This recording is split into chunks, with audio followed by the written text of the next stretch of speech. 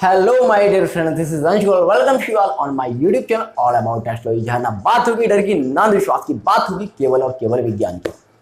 बुध और चंद्र की युति पर हमारी चर्चा चल रही थी। इससे रिलेटेड दो वीडियोस मैंने आपके साथ शेयर की। पहली वीडियो में मैंने आपको इन दोनों युतियों के प्रेडिक्टिव पॉइंट्स बताए।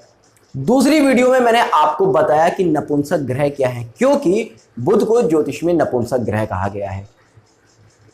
तो बुध किस तरह से फलित में यूज होता है वो मैंने आपको बताया, क्योंकि जब तक आप नपुंसक ग्रह को नहीं समझेंगे तब तक आप इस युति का फलित कभी कर ही नहीं सकते। अगर आपने दोनों वीडियोस नहीं देखी हैं तो उनका लिंक आपको ऊपर आई बटन पर मिल जाएगा। वो दोनों वीडियोस आप देख कर सकते हैं और समझ सकते हैं कि नपुंसक ग्रह क्या है। क्योंकि नाड़ी में नपुंसक ग्रह से मतलब ये नहीं माना गया है कि ये हिजड़ा ग्रह है। नाड़ी में नपुंसक का मतलब बहुत अलग है और बहुत ही विस्तृत है। अब बात आती है कि इसका फलित होता किस तरह से, क्योंकि इस युति का फलित भी अन्य ग्रहों की युति की तरह नहीं कर सकते।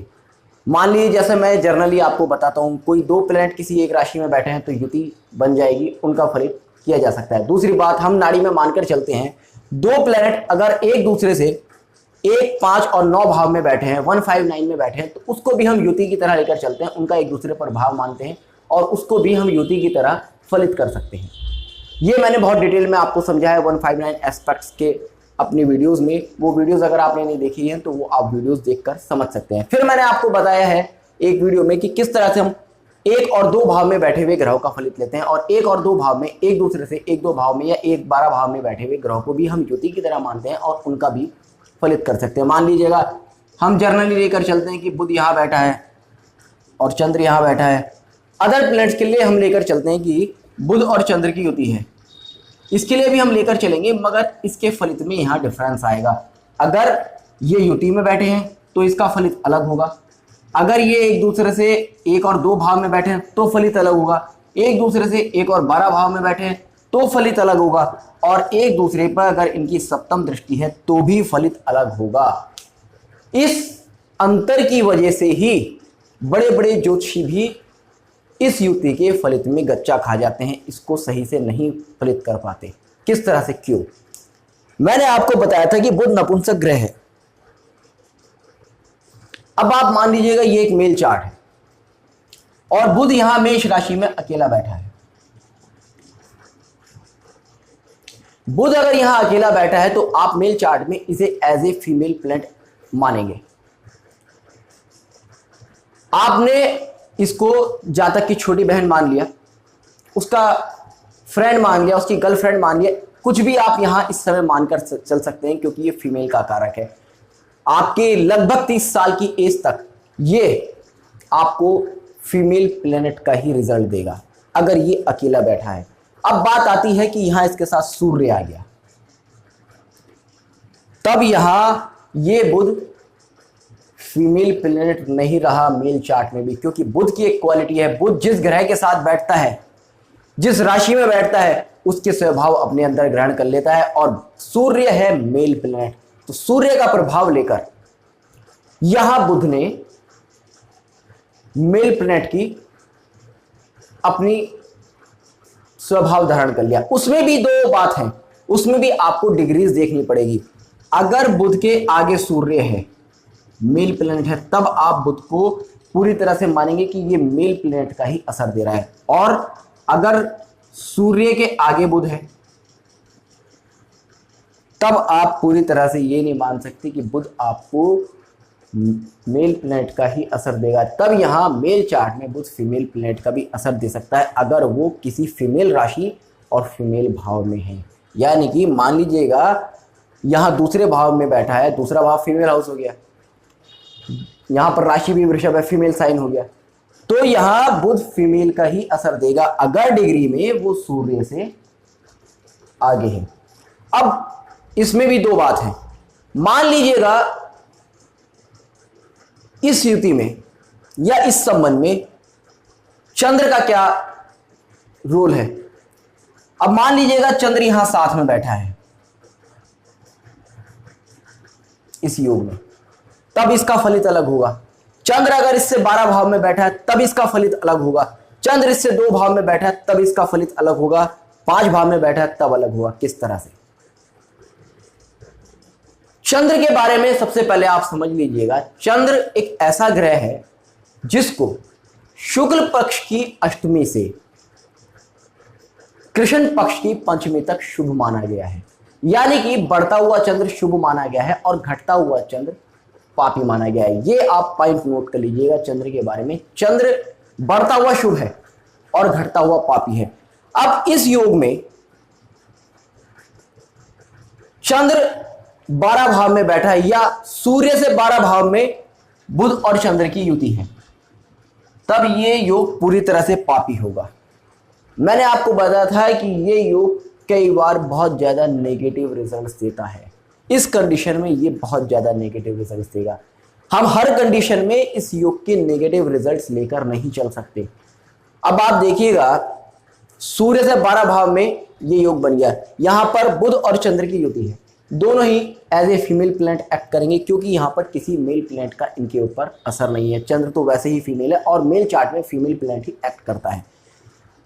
यहां पर चंद्र पूरी तरह से पापी है क्योंकि वो अमावस्या का होने वाला है। जब चंद्र अमावस्या का होने वाला है यानी कि कृष्ण पक्ष की पंचमी के बाद का चंद्र है, पूरी तरह से घटता हुआ चंद्र है। यहाँ चंद्र में कोई रोशनी नहीं है, अपना कोई प्रकाश नहीं है, सूर्य का प्रकाश भी इसके ऊपर नहीं आ रहा, तो यहाँ पर ये बुध को पूरी तरह से पापी बना देगा। बुध की एक क्वालिटी है, बुध नैसर्गिक शुभ ग्रह है, मगर बुध जिस पापी ग्रह के साथ बैठता है उसका स्वभाव अपने अंदर लेकर पूरी तरह से पापी हो जाता है। तो यहाँ पर अगर इस तरह से योग किसी नेटिव की चार्ट में बन रहा है सूर्य से 12 भाव में, तो ये पूरी तरह से पापी प्रभाव उस नेटिव को देगा, उसको नेगेटिव रिजल्ट देगा। अब ये योग बन रहा है यहाँ सूर्य के साथ, सूर्य बुध और चंद्र का योग बन गया, तो यहां पर चंद्र पापी है, सूर्य को भी क्रूर ग्रह कहा गया है, तो यहां भी बुध आपको नेगेटिव रिजल्ट देगा। मगर यहां के रिजल्ट में और यहां के रिजल्ट में डिफरेंस आ जाएगा। किस तरह से? यहां पर चंद्र पूरी तरह से पापी है मगर यहां चंद्र साम योग में है। अमावस्या में 2 स्थिति होती हैं। एक स्थिति होती है जब चंद्र सूर्य से कम डिग्री का है।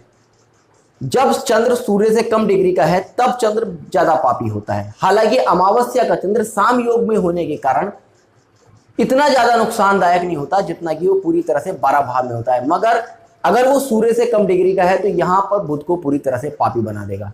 और अगर यही चंद्र सूर्य से ज्यादा डिग्री का हो गया, मान लीजिएगा चंद्र है 20 डिग्री का मेष राशि में, सूर्य है 21 डिग्री का। अब चंद्र की डिग्री सूर्य से 1 डिग्री कम है, मेष राशि में ही है, तो चंद्र क्योंकि पूरी तरह से पापी है, अमावस्या में पूरी तरह से लग रहा है, या 21 डिग्री का भी चंद्र है, तो यहां चंद्र पूरी तरह से पापी है क्योंकि घटता हुआ चंद्र पापी है। अब यही चंद्र सूर्य 21 डिग्री का है और चंद्र हो गया 22 डिग्री का, तो यहां दोनों ही चंद्र की क्वालिटी में अंतर आ गया क्योंकि एक चंद्र बढ़ता हुआ हो गया और एक चंद्र घटता हुआ ही था, तो इन दोनों में डिफरेंस आ जाता है। अगर चंद्र की डिग्री सूर्य से कम है तो ये ज्यादा पाप असर देगा, और अगर ये डिग्री ज्यादा हो जाती है तो ये कम पापता देगा मगर रिजल्ट नेगेटिव ही देगा। ये आप ध्यान रखिएगा, अगर इस पर कोई अच्छा शुभ प्रभाव नहीं है तो यहां पर बुध को पापी ग्रह ही बना देंगे ये दोनों मिलकर, और ये नेगेटिव रिजल्ट देगा। सेम अब चंद्र आ गया इसी योग से 2 भाव में, यानी कि चंद्र और बुध की युति यहां बन गई। अब चंद्र बढ़ता हुआ है, चंद्र ने अपनी पावर लेनी शुरू कर दी, चंद्र यहां शुभ होना शुरू हो गया। तो इन दोनों सब भावों से ज्यादा अगर इन दोनों भावों में ये योग बन रहा था तो उससे ज्यादा पॉजिटिव रिजल्ट यहां देना शुरू करेगा। मगर यहां दोनों अगर इन दोनों प्लेनेट की युति है और सूर्य इनसे 12 भाव में बैठा है तो यहां दोनों ही फीमेल प्लेनेट है, तो यहां पर ये योग पूरी तरह से as a female planet act करेगा। और अगर सूर्य के साथ है तो वो चाहे सूर्य से कम डिग्री का है या सूर्य से ज्यादा डिग्री का है चंद्र, तो यहां पर बुध एक बार को आपको एक समय के बाद मेल प्लेनेट का असर देना शुरू कर देगा। ये थोड़ा सा टिपिकल है समझना। अगर आप थोड़ा ज्योतिष में प्रैक्टिस करते हैं या आप एस्ट्रोलॉजर हैं तो ये चीज आपको बहुत इजीली समझ में आ जाएगी। तो यहां पर ये आपने समझा। अब तीसरी बात आती है, चंद्र आ गया यहां 5वें भाव में, यहां सेम कॉम्बिनेशन बना सूर्य बुध और चंद्र का, क्योंकि हम 159 एक्सपेक्ट को युति की तरह लेते हैं। मगर आप देखिएगा, मैंने आपको कहा शुक्ल पक्ष की अष्टमी के बाद चंद्र शुभ होना शुरू हो जाता है, और यहां अष्टमी के बाद कहीं चंद्र आएगा पंचम भाव में, तो यहां पर जो चंद्र है वो बुध को पापी नहीं बनाएगा, यहां पर जो रिजल्ट आएंगे वो पॉजिटिव आने शुरू हो जाएंगे। अब हम नहीं कह सकते कि इस नेटिव को नेगेटिव रिजल्ट ही ये कॉम्बिनेशन देगा। जो कॉम्बिनेशन यहां पर नेगेटिव रिजल्ट दे रहा था, यहां पर नेगेटिव रिजल्ट दे रहा था, वो यहां पॉजिटिव रिजल्ट देना शुरू कर देगा। पॉजिटिव रिजल्ट इस तरह के होंगे, ये नेटिव इस नेटिव से ज्यादा अच्छी सोच रखेगा, दोनों बुद्धिमान होंगे, क्योंकि ये चंद्र और बुध का योग मन बुद्धि हो गया, मन और बुद्धि का सामंजस्य है। मगर वहां पर जो बुद्धि थी वो पाप बुद्धि थी, उसके अंदर जो विचार थे, जो सोचने की शक्ति थी, वो उतनी पॉजिटिव नहीं थी जितनी हाई।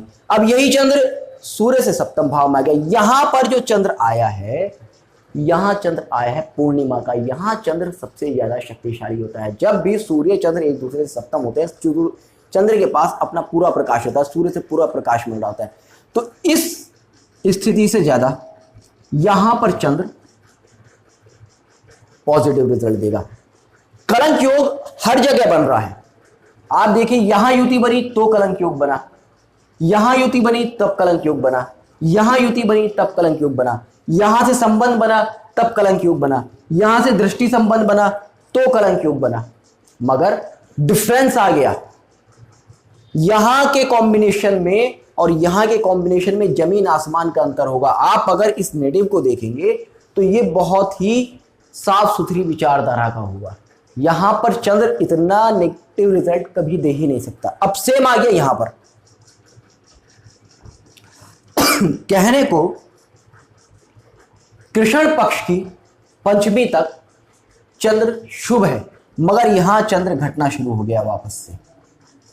अब जब चंद्र घटना शुरू हो गया तो यानी कि उसने पाप प्रभाव लेना शुरू कर दिया। हालांकि शुभ है, मगर इस कॉम्बिनेशन से यहां पर इस कॉम्बिनेशन में डिफरेंस आ जाएगा। यहां पर चंद्र इतना पॉजिटिव रिजल्ट नहीं देगा।